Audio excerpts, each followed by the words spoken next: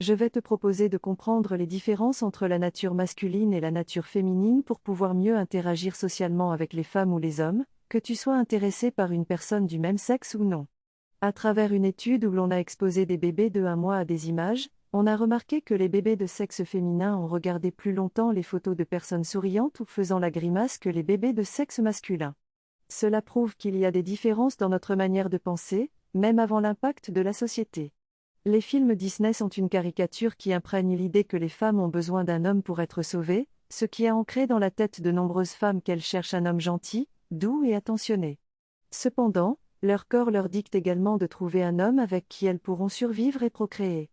La société influence les femmes, mais il est important de comprendre leurs traits de nature féminine pour optimiser ces relations sociales.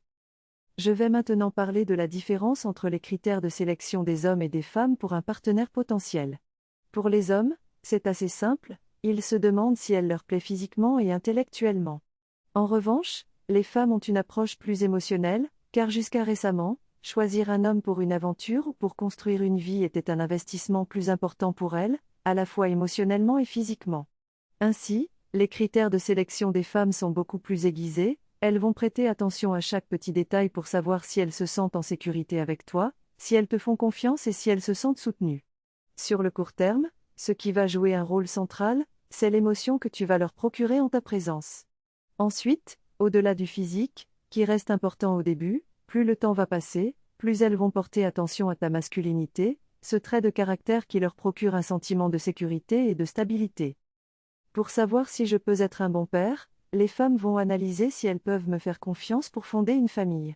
Cela implique que j'ai de la masculinité, de la confiance en moi, des projets, de la fermeté dans mes prises de position, mais aussi de l'intelligence et de la capacité à savoir me défendre. Pour savoir si je suis un bon choix de partenaire, les femmes vont me soumettre à des challenges, des tests pour observer ma réaction, et juger de ma capacité à être une personne avec qui elles peuvent envisager le futur. Les femmes cherchent également un homme qui prend soin de lui, et qui est en bonne santé. J'ai discuté des critères pour savoir si une personne a une bonne génétique ou non, mais j'ai également mis l'accent sur l'intelligence et les émotions ressenties en présence de cette personne. En comprenant comment les femmes pensent, nous pouvons mieux répondre à leurs attentes et avenues. Voir un avantage dans la séduction. La vidéo suivante contient des informations supplémentaires pour ceux qui veulent approfondir leurs connaissances dans ce domaine. N'hésitez pas à donner votre avis dans les commentaires. Merci de m'avoir regardé, à bientôt.